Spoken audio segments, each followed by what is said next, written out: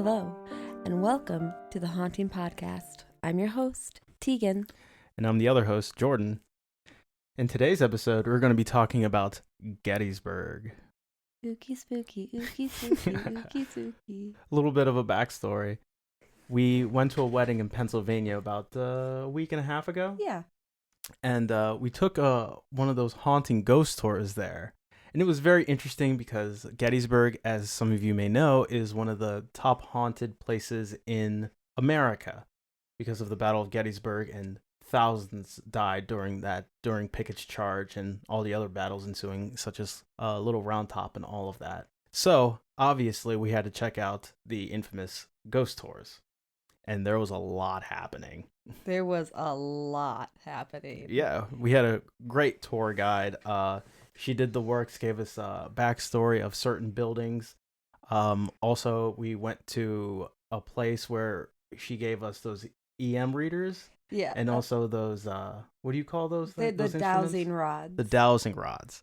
And Tegan had a really good time with those dowsing rods. I did have a good time. I did not know how I felt about dowsing rods at first, but yeah, it turns out I like them. Yeah, you like them? Was that your first time using them? That was my first time using them. I mean, I honestly don't do like a lot of ghost hunting. Mm-hmm. So. Oh, I understand. The last time we did a ghost hunting was in that roundhouse in Aurora, Illinois. And I wouldn't really say that was ghost hunting. Well, I mean, we got an EM reader. We did. You know, I mean, how much harder is it? An EM reader. That? I'm trying to remember what it's actually called, and I can't. But EMF is electro. Wait. Is it an EMF reader? EMF? Maybe it is an EMF. Maybe I'm confused. We'll fact check ourselves later. This is the first episode. Cut us a break. But yeah, no, we did. Actually, I like that one a little bit better just in those lines because they actually each gave us one. This girl was very limited on how many she had, which was okay. I mean, it was okay, but she had an abundance of dowsing rods. She had an abundance of dowsing rods. But we had a good time. I think the first part we should talk about is probably the Farnsworth House. Oh yes, I want to stay there. The Farnsworth House is a house older than the Battle of Gettysburg, and it actually had a ghost that predated the Battle of Gettysburg. Yes, so there was a little boy. He was with his group of friends, and there was a game that they commonly like to play called Wagon Tag. And essentially, your friends would tag you, and you would have to go out and tag the wagon, the back end of the wagon. What a great idea. I mean, what else are you going to do with that? No, it must have been so boring back then. Could you imagine any of us trying to go back and just live that life? That's not going to happen. Let's play car tag. The humidity let's go there was already the humidity there was already killing me. I can't even imagine what it would be like if I didn't have air conditioning. Midwestern people just don't understand what we have to go through. I was tripping. It was terrible. It was funny. It was not funny. I was dehydrating myself just standing there. Anyways, so this little boy's turn came up and a wagon was coming out, and he went and he tagged it and scared the horses, and the wagon ended up tipping because of that, and he ended up under the wheel of one of those wagons, and it crushed his chest. So he didn't die immediately. He was taken up to his house by his father and put in his room. And I think it was like a few days later he died. Yeah. So it was like. Either way, the injuries claimed him. Yeah, the injuries claimed him, and it was a pretty horrific death. And yeah, so that stinks. But when they remodeled it, they turned it into a bathroom. And his room, where he died. Yes. And they put a claw tub where the boy's bed was, which is where he passed away. So now there's a claw bathtub where he died. And they say that he just kind of likes to play jokes on the visitors and tugs on them. Yeah. They have blocks up there that spells things, and he will spell like wagon. Yeah, wagon is his favorite word. They say that if they were to give him more blocks, it would say like, be careful, watch out, like a warning against wagons. A timeless warning. A timeless warning. So never play tag. Never play tag. Wagons or cars or anything else. Yes, please don't. So that was one story. And if you ever stay at the Farnsworth house, be careful because you might see him. And they had pictures of him. They did, and I guess he likes to hang out in the basement a lot. So yes, that was because what creepy house is complete without a creepy basement with a child in it? With a child in it, a child ghost. What else? What could possibly happen in that basement? Yeah, it's perfect. There's also the ghost cat that apparently appears there, but we were told no story about that cat. No, but there is a cat, and apparently people enjoy the cat. Yes, he's a cute little tabby. I have become a cat person later in life, but I still don't want to see that cat. Could be the most playful cat in the world. I don't care. Go away. You're a ghost. I want to see it. I don't. I will give this ghost cat tuna treats. You're going to pet it as your hand just goes right through it? I would attempt to, yes. Yeah, attempt to. I would attempt to. Anyway, there's also other ghost stories that involve the house. Apparently, the attic was perfect for a sniper's nest during the Battle of Gettysburg. There's just like this tiny little window up in the attic, and there's buildings where that window is like located now, but prior to that it was all like open field, so it was perfect killing field for a sniper. Exactly.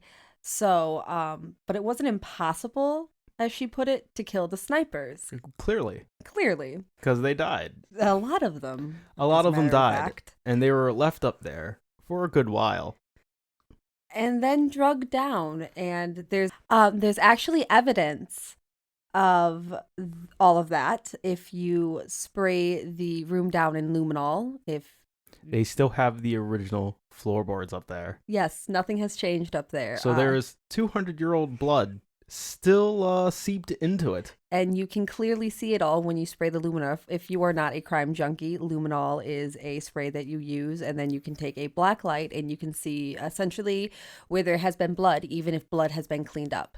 And we all know that they didn't have bleach to clean the blood up. No, I'm sure that wasn't really cleaned up for a good long while. I am sure that was one of the last things on their list. Oh my god. But you could actually see a blood spot where the window was that was the size of essentially several men. You could see the blood splatter on the back of the walls. You could see the drag marks from where they finally were able to get the bodies and drag them down. Charming. You could even see where it had started to rain blood from the attic to the first floor because the blood had actually seeped through the wood. From the pooling. So I want to see that, personally. It is a hotel now, and you can stay there. There's a 2-year-long wait, though. For the life of me, I can't imagine why. I want to stay there. Tegan, really wants to stay there. I will camp outside if I have to. I will get an Airbnb if I need to. I do not want to see... For those of you that do not know, I am mixed race. I am half black and half white. I don't feel like getting heckled by a Confederate ghost. That's one of the last things I need. You didn't even want to get up to turn the air down in the Airbnb out of fear of seeing a Confederate soldier in the middle of the Airbnb. He would have been standing in front of that thermometer or the AC unit and told me to get on back where I came from, boy. I'm not disagreeing with that. Yeah, because you've totally felt that. Because you woke up in the middle of the night and you didn't do it either. I just didn't want to see anything standing there. I wasn't necessarily afraid of Confederate or... if it was a Union soldier, I'd be like, thank you for your service, sir. Thank you for your service, sir. Were you one of the prisoners? I hope not. That they just got the short end of the stick. One of the things that we were told in the tour that I did not know was that they offered the prisoners a lesser sentence for serving in the war. Lesser sentence? I would be like, a lesser sentence? Just give me amnesty. I might die here. And most of them did die, as it turns out. And if they were not killing Confederate soldiers, they were perfectly fine with killing each other. So it was very much a last man standing type of thing with those particular group of soldiers. These were actually Confederate soldiers from Louisiana. Oh, I'm sorry. I thought they were... I didn't know what they were, actually. They were the Suicide Squad of the South. That's right. It was I don't know. Again, I feel like, once you get past the war and you had like, let's say like a 10-year sentence, they're like, great job, man. Great job helping us win the war. Month off your sentence. Thank you for picking up all the PTSD and injuries. You earned this month. Literally wading through blood. Right. You still have to service your another 15 years, but here's a month off. A month off. You earned it, my guy. You earned it. Oh my goodness. That just... One of the interesting things that I know you really liked was the witness trees. I thought the witness trees were so interesting. I even had a discussion with my friend afterwards about like what you would see if you would cut a witness tree kind of open. Yeah. Just because, so the witness trees are trees. There's officially 11 of them. They believe there's more, but a witness tree is a tree that they can prove was alive during the war. Right. During the Battle of Gettysburg. And it was just kind of interesting because these trees during that time, there was so much blood. It was pools of blood. Those roots sucked it up. Yeah, exactly. They had to quite literally drink the blood. Those trees had to drink the blood of these dead men. It's amazing they can grow leaves. I was just overly fascinated by this fact. Really? Yeah. I was overly fascinated. After the tour, I had to look into it. Me and my friend looked into it to see what would happen like inside the roots of the tree if it were to soak up blood, because that's color. Right. And they always say like you see it in like corsages and other flowers that I can't think of the name of that are white, like roses. You can like dye, you see the rainbow roses and stuff like that so I wanted to know. I'm like, what happens? I'm still overly fascinated by this. What is the answer? Because you never even told me. So the answer is that yes, for some reason at first they were telling that we were getting the answer that trees can't suck up blood, and we're like, that's a lie. So we found out yes, they can. But if there's anything in there, like there's going to be essentially stain. It's going to essentially stain the tree. Right. So theoretically, if you cut it open, the rings of the years, because I'm convinced that it had to at least take an entire year to soak up all this blood. Probably.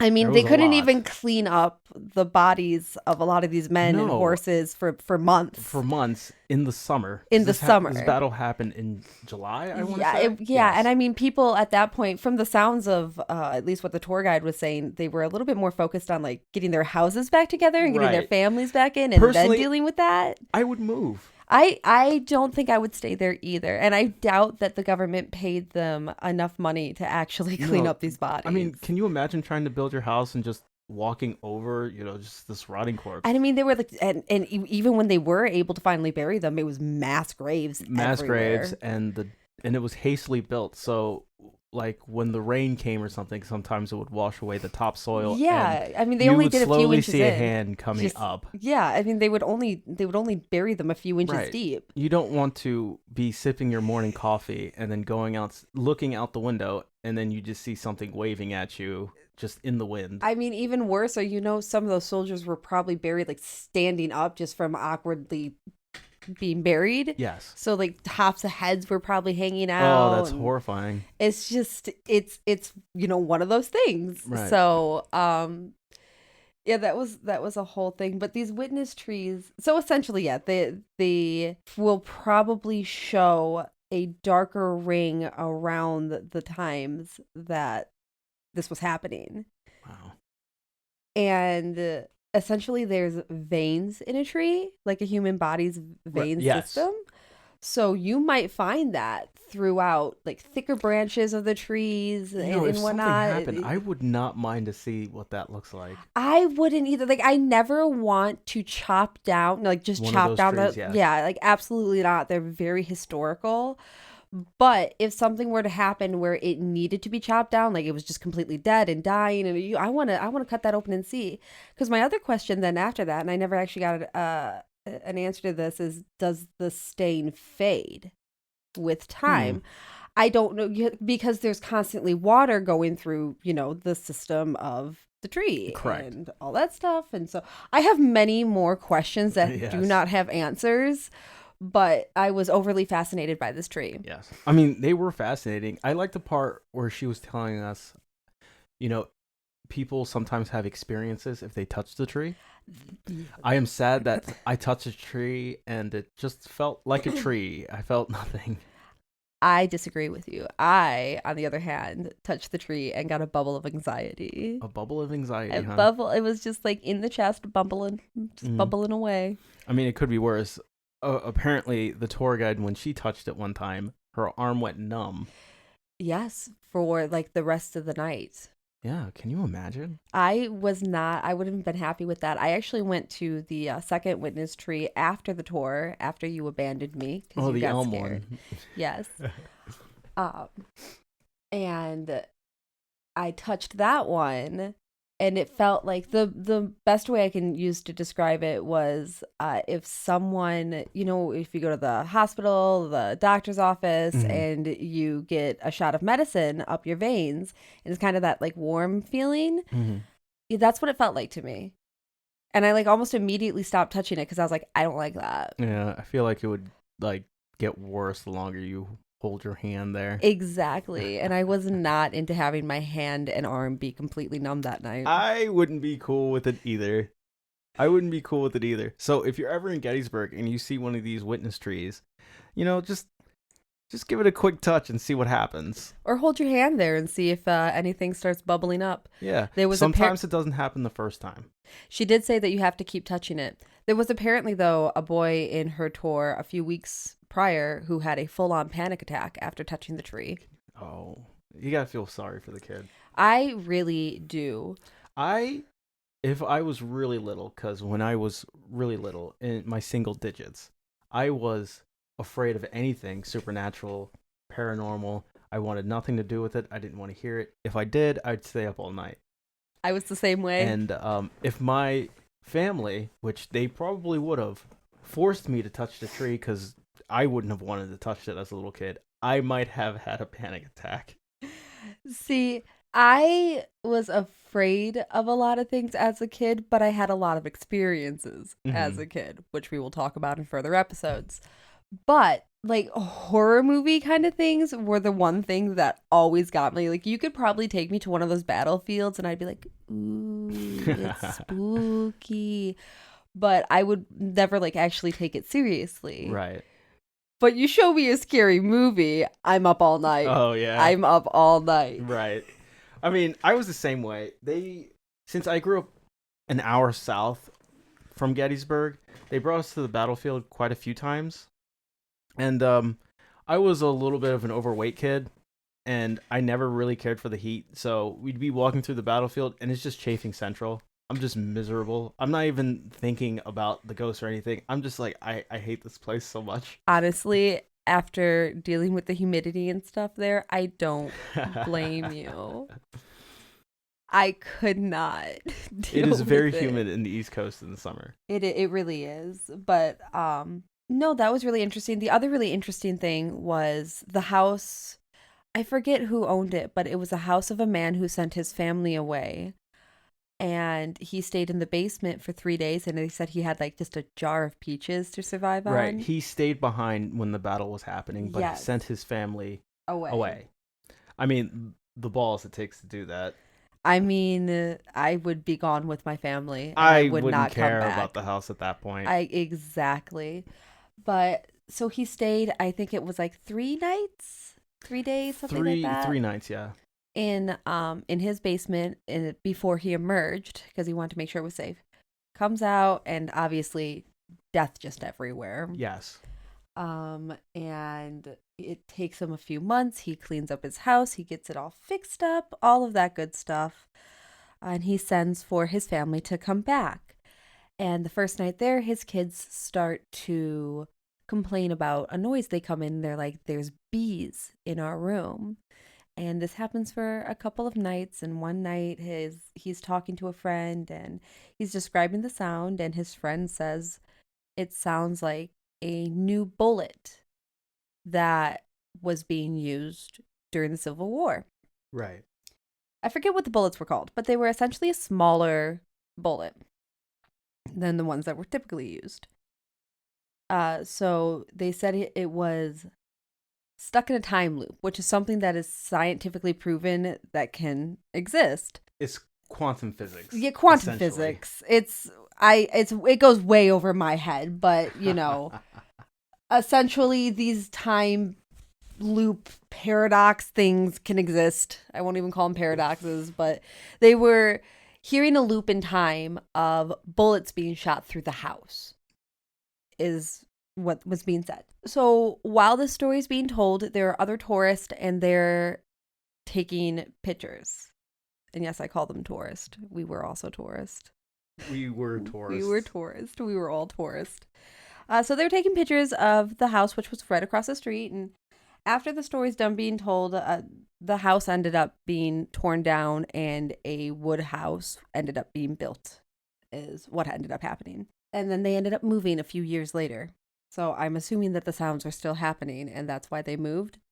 Apparently, if you go into the museum and ask about it, they will give you the runaround saying, oh, nothing ever happens here. It is not haunted. It is nothing. But if you catch them after hours, or after they've finished the job there and moved on somewhere else, they'll be honest with you. And they will tell you a lot. They will tell you about it, apparently. Word is. The word says. But one of the people takes a picture, and as we're walking off, she's showing the tour guide it, and, I wanted to see it. So it quite literally, you could see the entire formation of the upper half of somebody's body.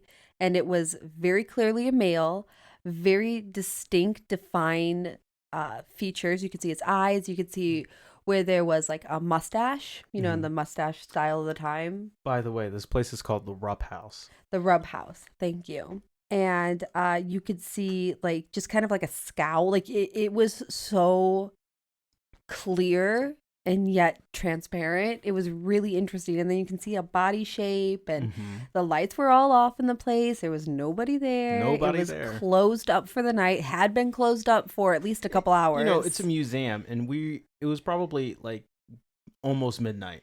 Yeah, at this point. So obviously no one's working at that time. Exactly. And it was just, so that was, and even if they were, I don't think they'd come out as transparent. No. It was nice to really, be on that tour and actually see something. Yeah, that was really interesting. I will fully admit that was very interesting. It was very interesting. It was more than I bargained for. You were not okay after that. Look, paranormal was interesting. It's very interesting. That's why I'm doing this. That's why I'm talking about this. But do I want to experience it for myself? I'll pass. I mean, there are good experiences and there are bad experiences. I like the historical context of it. The historical context is very cool. Very cool. But then came the ghost hunting. The ghost hunting came because who could have a tour without the hunting? Especially in Gettysburg. So we went to this big field that was actually owned by a school. Yes, it was behind the elementary. Yes. And a little bit further down this path, so that you walk down a path and you're in this little field, and then there's a little bit further down the path, there's a memorial. And then, which marks the entrance to the battlefield. Which we could not go into. Yes, we were not allowed to. The fine was very large. Very large. If you were caught there.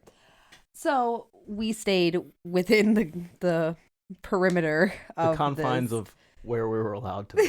Exactly. But so we start to use these. She hands out dowsing rods to everybody, and she explains how to use them. And for those who don't know, you hold them at a slightly downward angle, tight enough to where it can still move. It's free moving. There's like a little handlebar on it that allows it to spin. And you hold it at like a downward angle, and you ask yes or no questions. Typically, if it's a yes, they cross over each other, and if it's a no, they go away from each other. And if the spirit is tired of you, it does not answer you at all, which I found was the case after asking a few of them times. if they were after asking a few of them if they were Union soldiers specifically. They got mad offended. You know what? I am also really bad at 50-50 shots. Because it's, I always pick the wrong one. That seemed to have been happening to me that night. But it was really interesting. So I went by this tree, and you were still with me at this point. Yes. I was with you for most of it. You abandoned me No, at some I didn't. point. So. Spooky. Spooky. So we are sitting there, and I start to ask a question. I'm like, is there anyone who wishes to speak to me tonight? And like I said, I never really knew how I felt about dowsing rods because they seem like something that could be so easily manipulated. Right. But because it was me personally trying it, I knew I wasn't manipulating it. And very, very slowly, like centimeter by centimeter, this dowsing rod starts to move into an X. And it takes a good, I'd say it was a good 15 seconds before it even got there. It took a little bit. Yeah. It took a little bit. I mean, they were moving so slowly. And so that was really interesting. And then I asked it if it was like a Union soldier, and it didn't say anything. And then I asked it if it was a prisoner, if it was one of the prisoners who was offered less time to serve. And it said yes. And there was a prisoner that had actually been talked about earlier. And he was essentially just a very violent man. Very vulgar man as well. Yes, very racist. What'd they say? Colorful language. Yes, colorful language was used a lot with him. Yes. So we asked if it was him. We didn't get a response. And then I'll be honest, I didn't know what to ask after that. I was kind of caught off guard that I even got a reaction. You did. I tried to... They say when you get a reaction, what you want to do is have a second person, in this case it was me, go behind over the shoulder and take a flash photography picture. But unfortunately, nothing showed up. But I was paranoid that perhaps, they'd be like a distorted face or something. The entire time. Like, you Tegan, would have get thrown out of the there. phone. You're about to be possessed. You would have thrown your phone and been like, it's time for an upgrade anyway. Yes. I'm 2 iPhones behind. Oh my goodness. But nothing appeared, unfortunately. I personally would have thought it was absolutely hilarious if something appeared and he threw his phone. Then you actually had something weird happen on your phone, though, with the Siri. Yes. So we're sitting there and we are just asking some questions. And all of a sudden, and there was nothing that remotely sounded like, hey, Siri, or Siri at all. And Siri... I know your phone, you have an Android, so it's Bixby, and on occasion, it'll chime in. Which is fine. You hear a lot of things that sound like it. My Siri has never done that before. No, I don't even think you had your Siri set up fully. My Siri is set up. It is? But it never, ever has chimed in. I have never heard it. I have never heard it chime in all the years that you have had that phone. Yes. 2 Siris behind. In all the time that you've had that phone, though, I've never heard the Siri go off once. Me neither. What did it say, though? It said right away. Right away. That's right. So that was an interesting thing. I don't remember. I think we were just kind of sitting there silently at that moment, trying to think of what to say, because I don't remember asking a question. Right. And then Siri chimed in going, right away. And you're just like... And that's when I backed off and I checked my phone. I was just like, what did you do? Yes. What did you do? Right away to what? I backed out of that one as well. I was like, no, I don't know. No, not dealing today. with that one. I was just like, I don't know why, but I don't like that one. And it was shortly after that you left. And I was down by... No, I remember you asked one question going, are you a Confederate soldier? And it did cross. And then you said, are you offended by Jordan standing behind me? I did ask that because it was a Confederate soldier. And I don't think it answered that question. I don't think he did. I think he was fed up. I think he was fed up. I think that question was the deal breaker for him. And you know what? Fuck him anyway. Exactly. That guy was an asshole. Exactly. But so then we got the EMF detectors out, and I really didn't get... I mean, I got it was interesting because you'd walk around, you got the base reading, right? And there was nothing. I mean, if you touched your phone to it or whatever, it went off. But other than that, my aunt unfortunately made that mistake. She was so convinced too it wasn't her phone. It was her phone. It was definitely her phone. So I got like the base reading. There was nothing there, and then you'd be walking around, and it would go all the way up, mm-hmm. and then it would go back down, and then you'd be walking around. Just passed through it, right? Exactly. That's kind of what it felt like to me. So there was all that. After we did that, like I didn't really get anything with that. We did you were gone by this point. Are you gonna be talking about the net thing? The light? Oh, I honestly forgot about the light. Yeah, there was the light, the net light. I didn't personally see anything. I don't remember hearing about anyone seeing anything with that net light either. Right. Apparently your cousin said that he saw a shadow, though not in the net light, but like just a little bit away from the net light. So he said he saw that.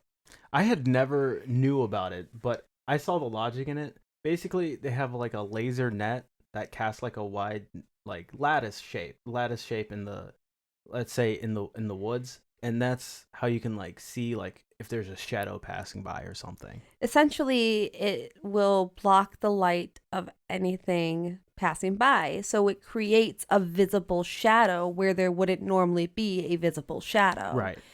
And it is believed in the paranormal world or in the paranormal community that, that's a way that you can see spirits. Mm-hmm.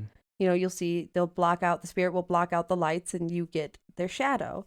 Essentially what your cousin thinks he saw. It was just not quite in that lighting area. It was like at the very edge. In the very edge. The ghost was smart. He knew. Right? He was just like, this is a Confederate trick. This is a Confederate trick. Or this is a Union trick. Yankee trick.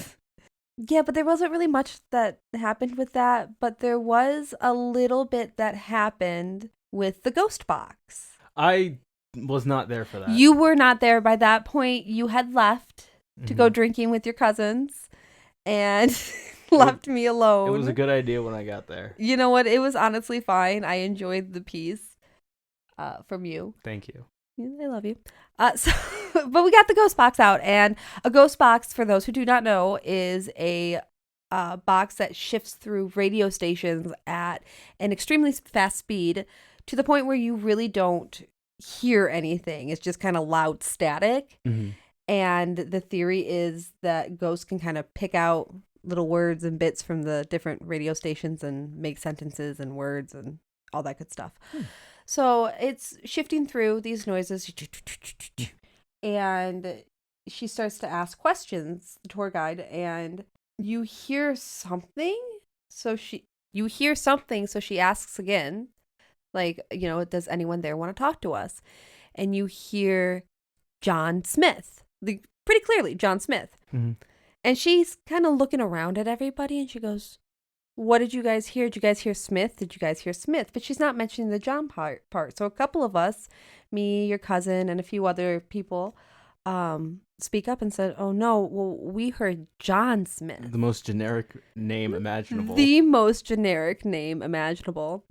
So we hear John Smith and the tour guide starts to go, okay, well, in that case, and she starts to speak in a very loud voice, like, John, if that's you, you are not welcome here. You are not, nobody wants to talk to you here. You are not to speak here. You need to leave, and you need to leave now. And if you do not leave, we're going to get the holy water out. Ooh. And at that point, I was like, oh, I wonder what John Smith is, because he don't sound human. And so the ghost box goes on a little bit, and honestly, we're not really getting anything. And at that point, she says, whenever John comes around, all the other spirits seem to kind of run. So we really didn't get, we got a few responses, but it was nothing intelligible, nothing that, could really be made out.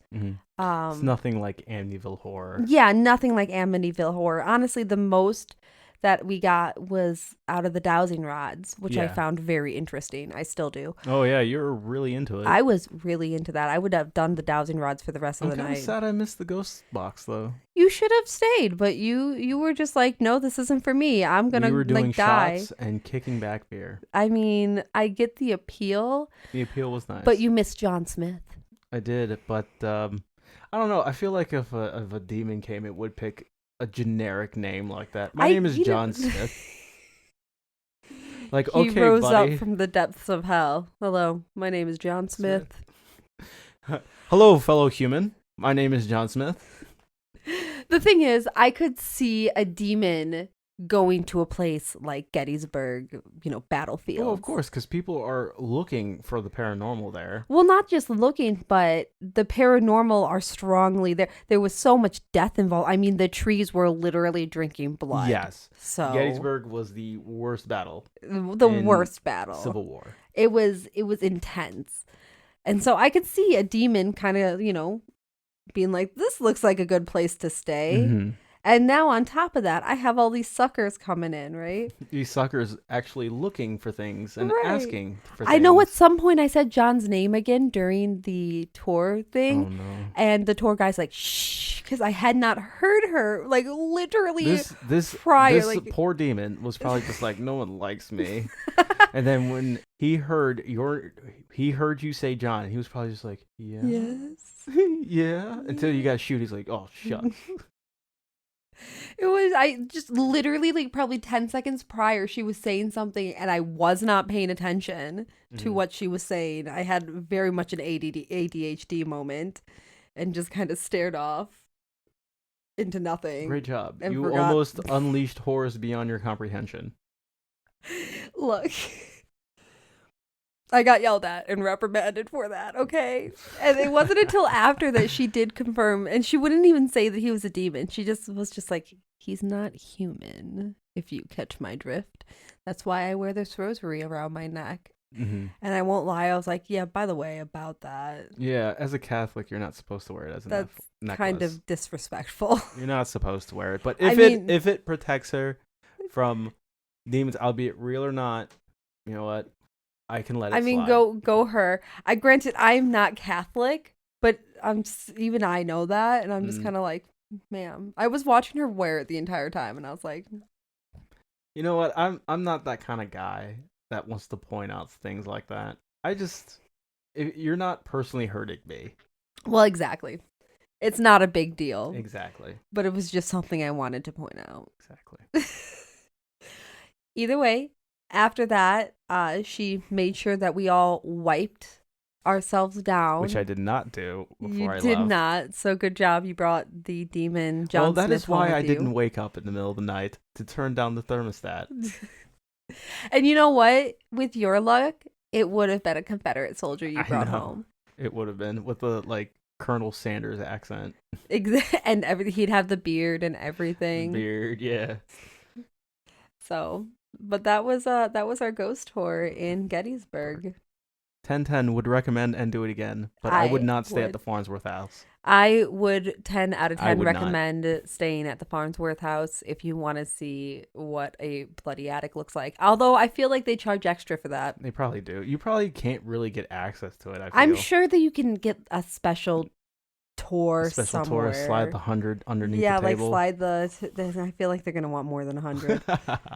But yes, I would absolutely... Maybe not die. I feel like I shouldn't say that, but I would absolutely love to go up there. And I will stay at the Airbnb.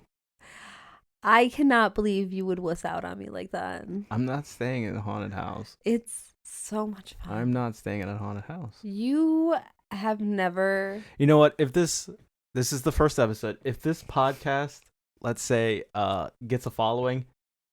Maybe I can be convinced. Okay, see, that's not fair. You can't be like, oh, maybe I'll be convinced if we get a following. Maybe. You will do it. We'll see what happens. Anyway, thank you for tuning in to the Haunted Podcast. That's all the time we have. This is Jordan signing off. This is Tegan signing off. Have a great one. Thanks, guys. This has been The Haunting Podcast. You can check out our website at thehauntingpodcast.com for show notes and other extras. Thank you for listening, and have a good night.